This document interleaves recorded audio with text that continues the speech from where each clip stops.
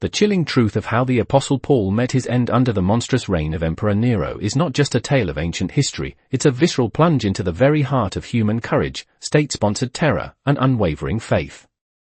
Your mind can barely process what witnesses actually saw, what happened in those final, brutal moments, and why this specific death was meticulously designed to break the spirit of an entire movement, yet utterly failed. What history books don't tell you, what official records often obscure, is the profound psychological torment inflicted, and the almost unimaginable steadfastness required to face such an end. This isn't just about a famous biblical figure, it's about the universal human struggle against tyranny, about choosing conviction over survival, and the shocking truth of what transpired when one of history's most pivotal figures stood against the might of the Roman Empire, armed with nothing but his faith. We're going straight to the core of it, to the grim reality that saw a man, whose words still echo through millennia, silenced in the most definitive way possible.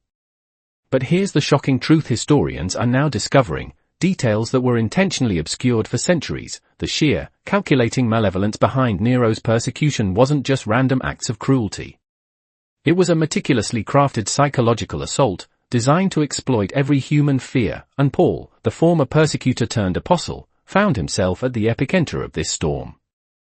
Now, you might be wondering how this really happened, how a man who had survived shipwrecks, beatings, stonings, and countless imprisonments, finally succumbed. This is where the story takes a dark turn, leading us into the shadow of Rome, to the very spot where a life of unparalleled dedication reached its bloody, defiant climax.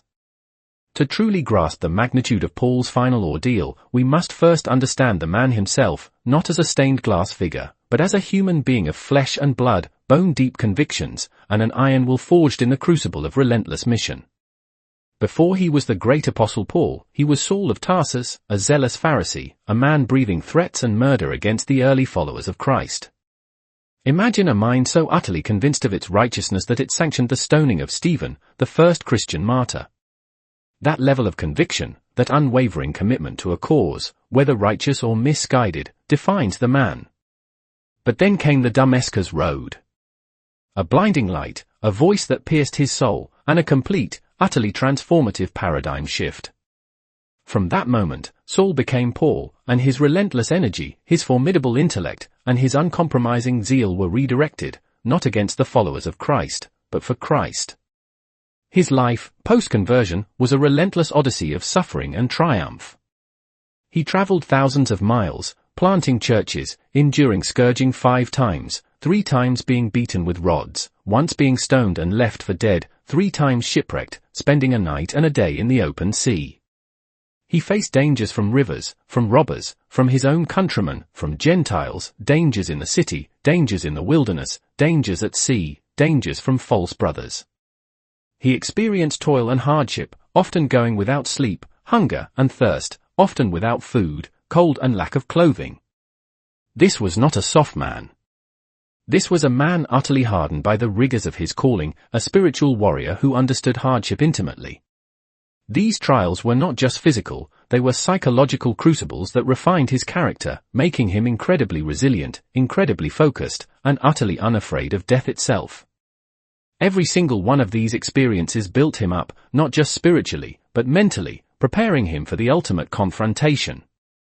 The man who stood before Roman magistrates and kings, from Festus to Felix to King Agrippa, spoke not with the cowering voice of a prisoner, but with the commanding authority of a messenger of the Most High God, even when chains bound his wrists. His very presence in Rome, the heart of the empire, was a testament to his audacity. He had appealed to Caesar, a desperate move that ultimately sealed his fate but also ensured his message reached the highest echelons of power. He arrived in Rome under house arrest, still able to preach, still able to write his profound letters that shaped Christian theology.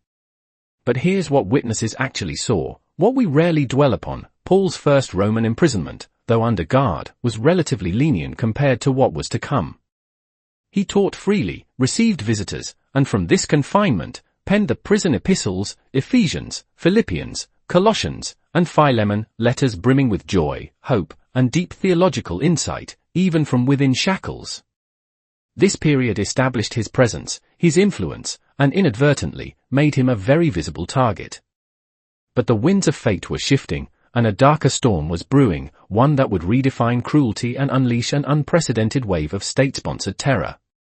The year was 64 AD, and Rome was ablaze. The Great Fire, a conflagration that devoured 2/3 of the city, became the catalyst for one of history's most infamous persecutions. Emperor Nero, a man already steeped in debauchery, paranoia, and artistic delusion, needed a scapegoat. The Roman populace, in their raw grief and anger, suspected Nero himself, rumors swirling that he had ordered the fire to clear land for his lavish golden house. This is where the story takes a truly dark turn, a moment of profound injustice that resonated through history. Tacitus, a Roman historian, records that Nero, to appease the public, fastened the guilt and inflicted the most exquisite tortures on a class hated for their abominations, called Christians by the populace. This wasn't just a political maneuver, it was a deeply psychological exploitation of fear and prejudice. The knowledge gap here is significant. Many people know Nero persecuted Christians, but few grasp the method and the intent behind it.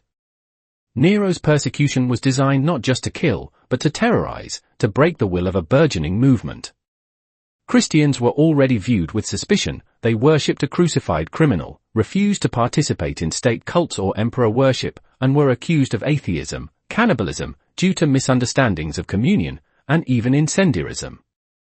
Nero simply capitalized on this existing animosity, fanning the flames of hatred and transforming vague suspicion into murderous rage. This is the part that changes everything about how we see this death. Christians were not merely executed, they were subjected to exquisite tortures. Some were sewn into animal skins and thrown to dogs to be torn apart in the amphitheater. Others were crucified. But the most horrifying, the most psychologically devastating, was their use as living torches. Covered in pitch and resin, they were set alight to illuminate Nero's gardens at night. Imagine the screams, the terror, the sheer depravity of it. This was the atmosphere of Rome when Paul, by this point, likely free from his first imprisonment and possibly on another missionary journey to Spain or Crete, found himself drawn back into the vortex. But here's what really happened, the historical mystery gap that many miss: Paul's second arrest. The exact circumstances are murky, but church tradition and early Christian writers like Eusebius and Jerome place his final imprisonment and martyrdom squarely during this Neronian persecution. It's believed he returned to Rome, perhaps seeking to strengthen the Christian community there, perhaps to make one last, daring stand for the gospel in the very heart of the empire that sought to crush it. This time, his imprisonment would be vastly different. Not house arrest, but a cold, dark dungeon, the Mamertine prison, a notoriously grim subterranean cell beneath the Roman Forum, a place of unspeakable misery. This prison was often a holding cell for those condemned to death, a place designed to drain hope, to crush the spirit long before the body was extinguished. Let me tell you what witnesses actually saw, or rather, what the tradition and historical accounts suggest about Paul's final days in that desolate place. Unlike his first imprisonment, where he could receive visitors and write freely, this second imprisonment was characterized by harsh conditions, isolation, and the chilling certainty of impending death. The last letters Paul wrote, 2 Timothy, paint a poignant picture of this bleak reality. He mentions Demas deserting him, Crescens going to Galatia, Titus to Dalmatia. Only Luke remained with him. He asks Timothy to bring him his cloak, his books, and especially the parchments, perhaps scriptures or personal notes. This request for simple comforts, for intellectual solace, in the face of imminent execution, speaks volumes about his character. He wasn't just awaiting death, he was preparing, reflecting, still seeking to learn and grow, even as the shadow of the executioner loomed. The scarcity psychology here is profound. These aren't just details, they're glimpses into the mind of a man at the precipice, knowledge hidden within the folds of history, revealing his deep human need for connection and comfort even in extreme duress. The psychological tension built during this period would have been unbearable for anyone less resolute. Every creaking door, every distant shout, every approaching guard would have sent a jolt of cortisol through his body. He knew the fate of other Christians. He knew the spectacle of their deaths. He understood the stakes. Yet, even in this despairing context, Paul wrote words of incredible fortitude, "For I am already being poured out as a drink offering, and the time of my departure has come. I have fought the good fight, I have finished the race, I have kept the faith. Henceforth there is laid up for me the crown of righteousness, which the Lord, the righteous judge, will award to me on that day, and not only to me but also to all who have loved his appearing. This isn't just rhetoric, this is the profound meaning-making resolution that counteracts death anxiety. It's a declaration of victory even in the face of brutal defeat, a testament to a spirit that refused to be broken. This is the shocking truth historians discovered about Paul's final mindset, not fear, but profound peace and triumphant anticipation. Now, you might be wondering, with all the horrific methods of execution under Nero, what was Paul's specific fate? This is an open-loop system that demands resolution. Unlike Peter, who tradition holds was crucified upside down, Paul, as a Roman citizen, was exempt from crucifixion, a punishment reserved for slaves and non-citizens. This civic privilege, ironically, granted him a swifter, more honorable death, at least by Roman standards. The legal framework of Rome, for all its brutality, still observed certain distinctions. The death mystery here isn't if he died, but the how and where that has been debated and detailed through various historical lenses. Historical evidence backs this up. Early church fathers and historians are quite consistent on this point. Clement of Rome, writing around 95 AD, refers to Paul's martyrdom. Dionysius of Corinth, late 2nd century, states that Peter and Paul suffered martyrdom in Italy at the same time. Eusebius of Caesarea, 4th century, drawing on earlier sources, explicitly states that Paul was beheaded in Rome during the Neronian persecution. This pattern interrupt is crucial. A Roman citizen, even if condemned for treason against the state religion, was typically granted the dignity of beheading with a sword. This wasn't a mercy, it was a procedural distinction. The traditional site of Paul's execution is a place known as Aqua Salvia, or later, Tre Fontaine, 3 Fountains, south of Rome. Legend says that when Paul's head was severed, it bounced 3 times, and at each spot, a spring of water gushed forth. While the legend adds a mystical element, the core act of beheading remains consistent across historical accounts.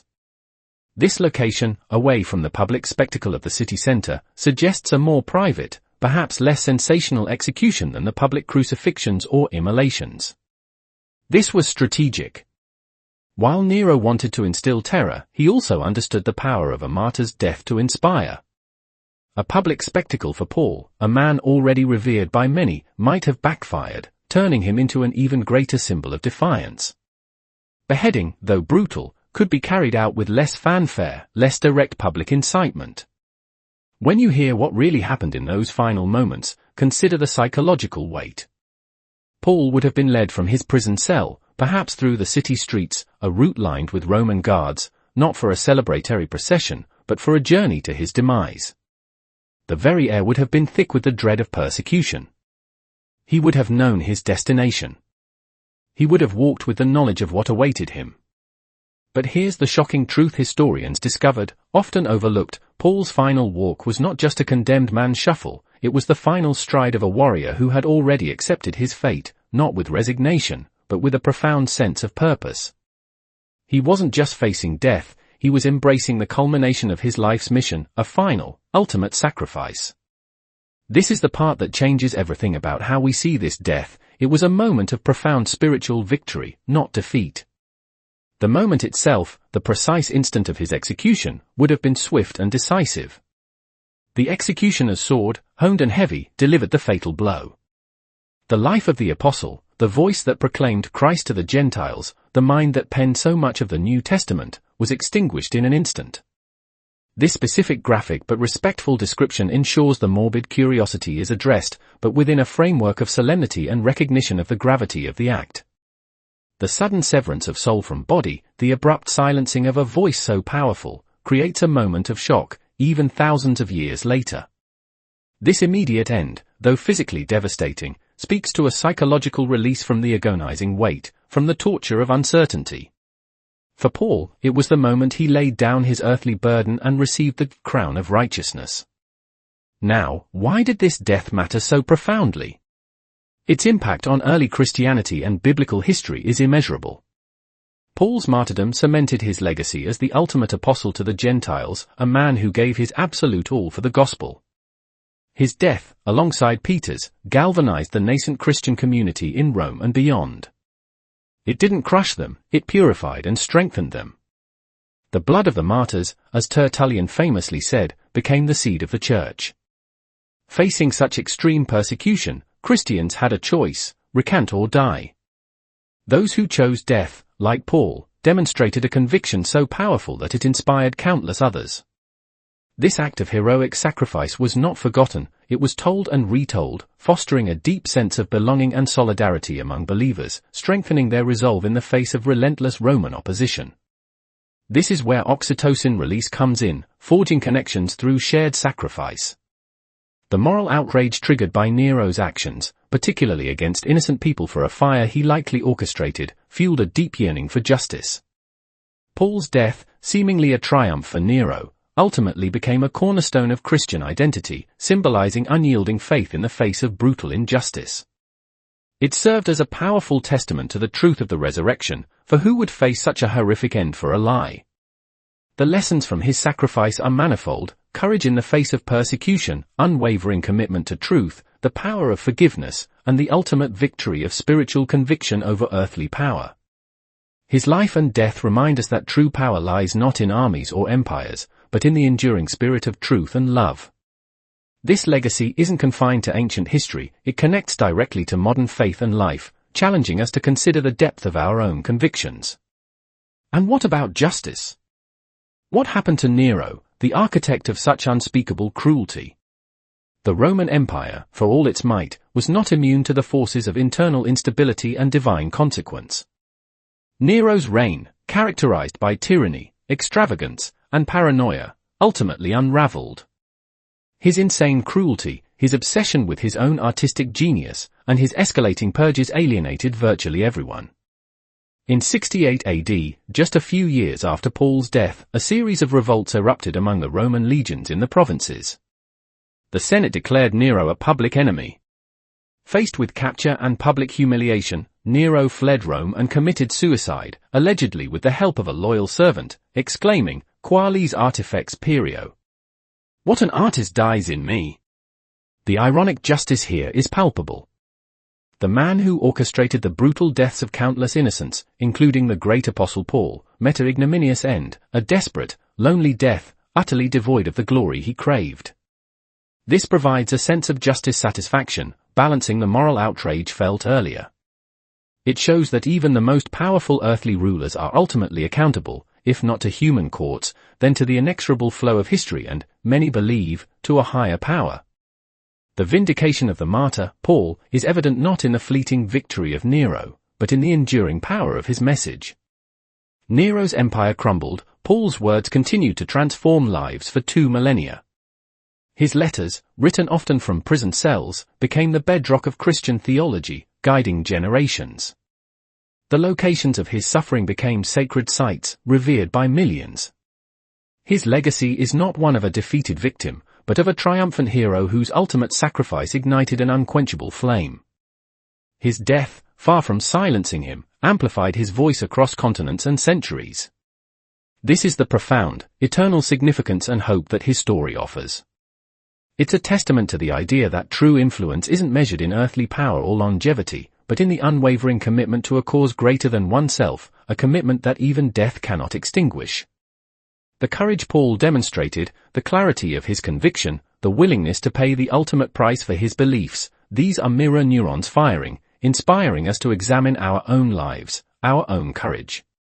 Paul's life was a testament to transformation, his death, a monument to courage. He faced the full, terrifying might of an empire gone mad, and he did so with his head held high, his spirit unbroken. The very fact that we are still talking about him, still studying his words, still inspired by his sacrifice, while Nero is remembered primarily as a depraved tyrant, speaks volumes about who truly won in the end. This profound resolution of meaning-making brings a sense of peace after the tension of injustice. Think about the countless individuals throughout history who have drawn strength from Paul's story, who, when facing their own persecutions, their own moments of decision, have looked to his example and found the courage to stand firm. From the early church martyrs to modern-day dissidents, the echo of Paul's final, defiant moments has resonated, transforming fear into resolve. His death was not an end but a powerful new beginning for the message he carried. It was the ultimate sermon, preached not with words, but with his very lifeblood, affirming the truth he lived and died for. This is the ultimate lesson, that some deaths are not defeats, but triumphs, not endings, but accelerants for an eternal legacy. This death changed history in ways you never imagined, solidifying the resolve of early believers and planting seeds of faith that grew into a global movement. But Paul's story, as impactful as it is just one thread in a rich tapestry of biblical deaths that reveal profound truths about justice, sacrifice, and divine purpose. Next, we must delve into another harrowing account, one filled with betrayal, political intrigue, and a death so shocking it reverberated through the very foundations of power. How did a man, once a confidant of kings, the ultimate insider, become the victim of a calculated plot that ended his life in the most public and humiliating way imaginable? What truly happened behind the palace walls, and why was his death a turning point in the struggle between earthly authority and divine justice? Join us as we uncover the unsettling truth behind the mysterious and violent demise of John the Baptist.